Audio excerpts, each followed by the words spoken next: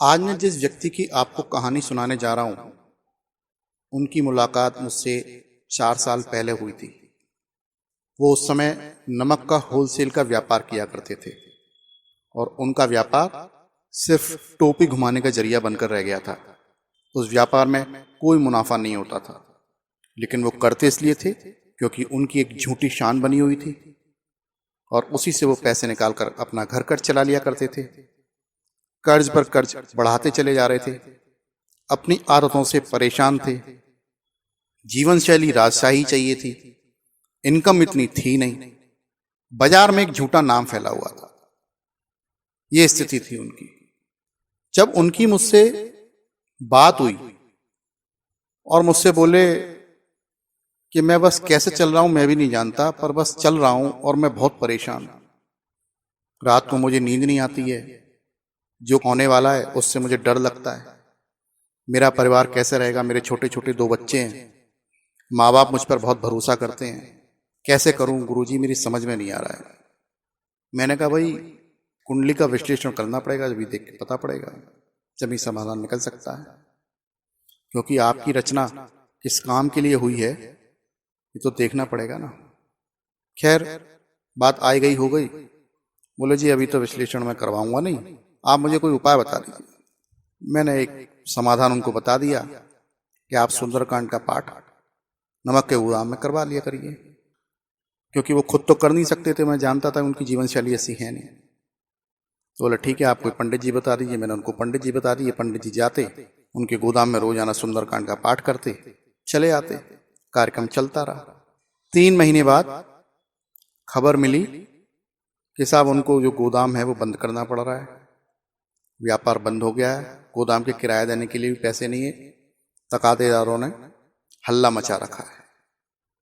बहुत बुरी स्थिति, जबरदस्त विकट स्थिति, गृह कलेश व्याप्त हो चुका है। ससुराल पक्ष भी नाराज है और घर पर भी नाराज है, सब लोग, माँ बाप भी नाराज है, सास ससुर भी नाराज है। एक अच्छे घर का लड़का जो अच्छी जीवन शैली जीना चाहता है आज इन परिस्थितियों में पहुंच गया। मेरे पास फोन आया, गुरुजी आपने कोई ऐसा उपाय नहीं बताया जिससे मेरा कल्याण हो, मेरा तो गोदाम बंद हो गया। आपके कहने के हिसाब से मैंने तो सुंदरकांड का पाठ शुरू करवा दिया था, फिर भी मेरा व्यापार बंद हो गया। मैंने उनको जवाब दिया, हनुमान जी एक साक्षात देव हैं जो इस समय धरती पर हैं और उन्होंने आपके लिए वो कर दिया है जो और कोई कर नहीं सकता। आपका तो ये व्यापार बंद होना ही था, क्योंकि मुनाफे में तो चल नहीं रहा था, तो टोपियां घूम रही थी आप। जब से आपने पाठ करना शुरू किया, हनुमान जी ने आपके पत्ते खोल दिए जो आप दुबका के बैठे हुए थे, और आज आप स्वतंत्र हो गए। निश्चित रूप से आपको बहुत जबरदस्त कलेश हो रहा है, ये मैं जानता हूं। इस समय आपकी सोचने विचारने की क्षमता भी समाप्त हो चुकी है, लेकिन आज आप स्वतंत्र हो गए, सबको सब कुछ पता चल गया। अब आप स्थायी रूप से कुछ कर पाएंगे। आप निराश ना हो और आगे के लिए बढ़ें। जीवन के उतार चढ़ाव है, आते रहते हैं। पर उनको मेरी ये बातें समझ में नहीं आई और वो कुल मिला के फोन काट के गुस्सा में शांत हो गए। मैंने चलो जी ठीक है, देखते हैं आगे क्या होता है। कुछ दिनों बाद पता चला कि साहब वो शहर छोड़कर नौकरी करने चले गए, साउथ में मद्रास साइड में कहीं जॉब करने चले गए, और उनको वहां पर 20,000 रुपये मिलने लगे और वो नौकरी उनकी चलने लगी। और वो नौकरी के लिए तो बने नहीं थे, चलती रही नौकरी, तनख्वाह आने लगी। अब तनख्वाह 20,000 से क्या हो रहा है जिसके ऊपर लाखों रुपए कर्जा हो।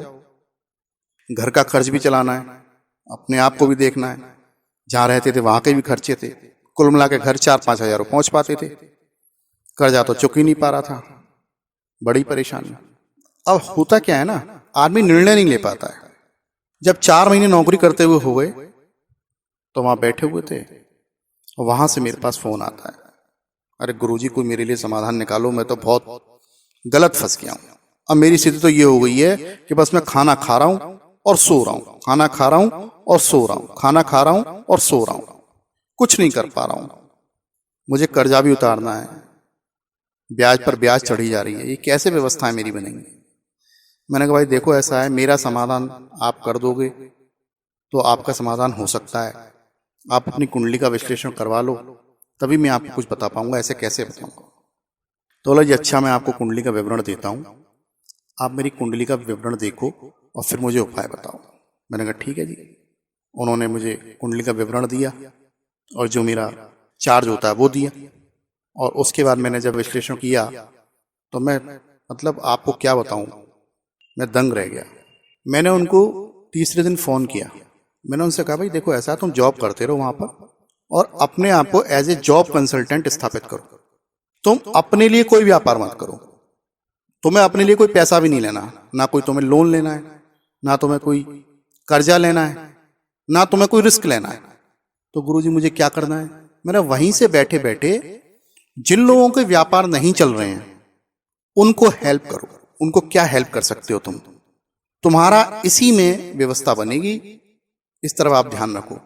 शुरुआत में तो जैसे भी आप अपनी दुकानदारी जमाओ, लेकिन किसी ना किसी व्यापारी की समस्या का समाधान करो और उसके बाद तुम्हारा गाड़ी चलने लग जाएगी।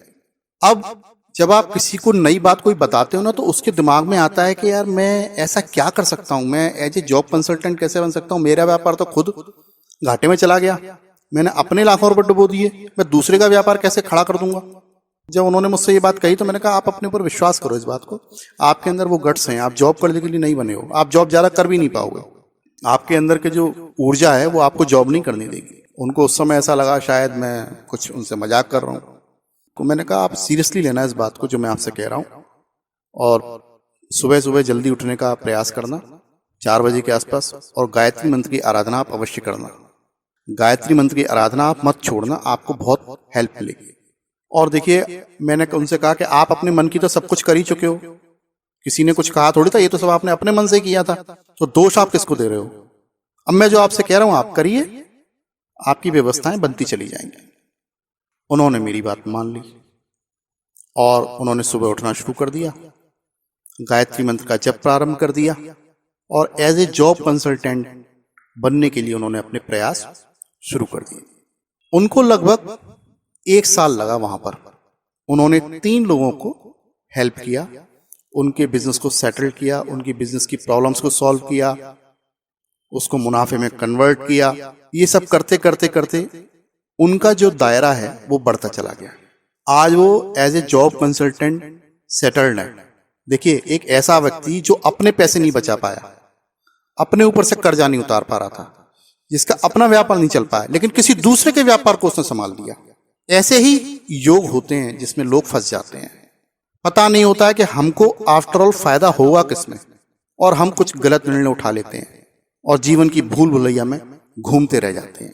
आप यदि किसी भी समस्या में फंसे हुए हैं, पहली बात आप देखिए कि आपके अंदर योग्यता क्या है, आप किस मिट्टी के बने हैं, आपको क्या चीज अच्छी लगती है, किस तरीके की ऊर्जा है आपके अंदर, तभी चीजें बन पाएंगी। आप बने हुए हैं किसी और चीज के लिए, किसी और काम को करने के लिए, और काम आप कुछ और कर रहे हैं, तो आपको फायदा नहीं होगा। आप कपिल शर्मा का शो देखते होंगे।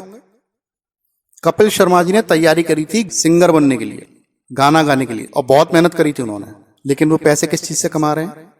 कॉमेडी शो से। उन्होंने पिक्चर भी कई बनाई जिसमें वो एज ए हीरो आए, लीड रोल, लेकिन किसी में सक्सेस नहीं हुआ। पैसे उन्हें किससे मिलते हैं? सीरियल से, टीवी सीरियल से, और वो भी कॉमेडी के से। ईश्वर ने लिखा हुआ है आप कैसे सफल होंगे। यकीन मानिए आपके पास भी वही भाग्य है जो सबके पास है, बस देखने की जरूरत यह है कि आप किस क्षेत्र में कामयाब होंगे। इसलिए निराश ना हो। यदि कोई काम नहीं चल रहा है, कोई बात नहीं बन रही है, तो थोड़ा शांत रहें, सुबह सुबह उठा करें, जल्दी अपने बारे में सोचें, गायत्री माँ की प्रार्थना प्रारंभ कर दें, नॉनवेज खाना छोड़ दें, नॉनवेज न खाया करें। नॉनवेज खाने से आपके ऊपर राहु और केतु का नेगेटिव असर प्रारंभ हो जाता है, जो आपको भटका देता है। इस बात का यकीन मानिए आप। और यदि आप किसी बौद्धिक कार्य से जुड़े हुए हैं, वैसे तो सभी लोग बौद्धिक कार्य से जुड़े हुए हैं, तो आप प्याज और लहसुन का प्रयोग ना किया करें। प्याज हमारे सोचने और समझने की क्षमता को शिथिल कर देती है। हम तुरंत क्विक डिसीजन नहीं ले पाते हैं। हालांकि बहुत सारे फायदे हैं प्याज के और लहसुन के, लेकिन जब आपको कोई बौद्धिक कार्य करना हो, जब सोचा विचारी करनी हो, तब आप प्याज और लहसुन न खाया करें। मैं तो ये कहता हूँ आप प्याज और लहसुन खाया ही ना करें तो ज़्यादा बेहतर रहेगा। बाकी आपकी इच्छा, आपका जीवन है, आपको ही संवारना है।